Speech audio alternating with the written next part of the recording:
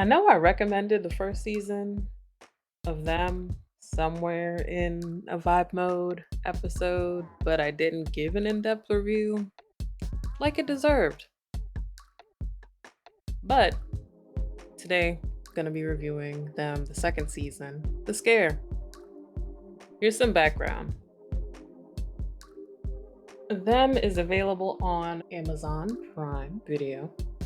It is a drama, horror, suspense, all of the good things type of show. Rated TVMA if you still pay attention to ratings. In binge culture fashion, all 8 episodes are available on Amazon.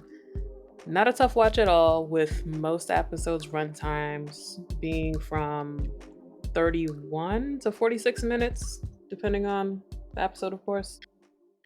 And since I didn't get the opportunity to highlight the series in general, I'm going to give you both summaries so you can get an idea of the vibe of the show. An Amazon original, Them is a limited anthology series that explores terror in America. The first season, 1950s set, Covenant, centers around a black family who moved from North Carolina to an all white Los Angeles neighborhood during the period known as the Great Migration. The family's idyllic home becomes ground zero where malevolent forces next door and otherworldly threaten to taunt, ravage, and destroy them. That was descriptive, so I feel like that gives a very strong depiction of what you can expect in season one. And if you haven't checked it out, get into it. With it being anthological, you don't have to watch the seasons in succession, but do you put your milk before your cereal? I bet some of you do. I just know it.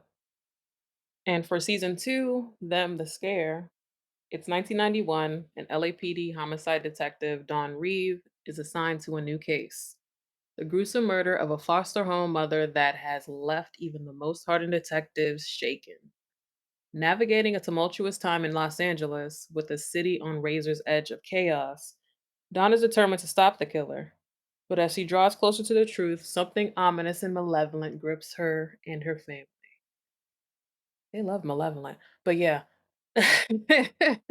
Now, if those descriptions aren't enough to pull you in at this point, like, just keep listening. I won't say get out of here, but just keep listening. Disclaimer: this will be spoiler free because I think you should watch it, and I don't want to give away the juice of the story and how interesting it is. The series was created and written by Little Marvin. Look, if you're a fan of Jordan Peele's work, Channel Zero, The Leftovers, Lovecraft Country, American Horror Story, and I can even say The Watchmen, again, just get into it. You can draw similarities, of course, but the style, cinematography, and the in depth character development shines here. The focus is on season two, but let me share the cast with you. Deborah Irende returning as a main character. She just continues to show and prove her depth in the role of Detective Dawn Reeve. Great actress, absolutely eats this role up again. Her previous work was on Girls Trip, she was in Harriet, True Detective, Riches, and a lot more. Check her out. Pam Greer, clearly she doesn't need an introduction, but yay. She plays Athena Reeve. Luke James, he plays Edmund Gaines, looking like a black Jeffrey Dahmer. I can't even say where is a shy. It's back finally, I should say, but hopefully they end it because it's just like it's dragging. It is so it need to be like over. Just wrap it up at this point. But anyway, Jeremy Bobb, he plays a detective a little too well. Joshua J. Williams plays Kevin Reeve. You remember the kid off of Flatbush Misdemeanors and Cloak and Dagger? Carlito Olivero from Escape Room and East Los High. You got Iman Shumpert again because All of the characters from The Shy. You also have Wayne Knight. Yes, Newman from Seinfeld. Many more in the cast, but that gives you a flavor of what to look forward to. Ugh, and the music, it's set in the 90s, so you already know what time it is. You just gotta love when a score just sets the time and follows the story completely. Speaking of which, the summary is true to the story without giving anything away. I feel like each season deals with a specific vibe and issue area. Kind of how I don't want to say I forced Atlanta when I did the reviews for that, but essentially when I would give you guys like the bonus feedback on different themes and moments within pop culture that occurred on that show. In this case, season 2 covers generational trauma and institutional racism. This is nuanced with the horror aspect. So I will say if you are a fan of true crime, mysteries, thrillers, and just general detective content, you'll appreciate the show. Now, if you're a scaredy cat, grow up. But nah, it's not that scary. I don't even want to say that scary, but you know what? Let's just simplify this even more. Reminding you all about the scare factor score on a scale from 1 to 5. Again, think of 1 as your Edward Scissorhands, Anaconda, and a 5 as Saw, Hostel, or even Terrifier. Like, we're talking exaggerated levels of George Nicotero's special effects and makeup and gore. Fave, fave, fave, fave. Always have to give him his props. You're definitely familiar with his work, but back to the scale. And if you're me, you operate on the G scale, of course, and things rarely scare you.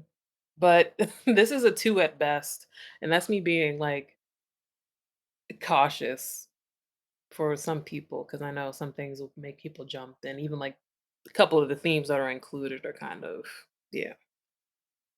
There's some humor in there. Not constant jokes on jokes, but it isn't all dark. The pacing is on key for me. It's not something you'll just put on and have running in the background while you're doing something else, because 'cause you're gonna need to pay attention.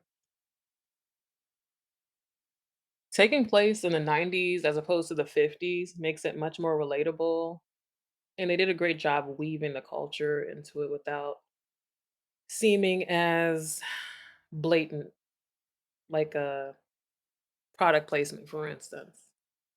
And everyone fits the '90s vibe well. It doesn't feel like a corny period piece. There is a corny aspect, which I can't give away because it's one of those, but yeah.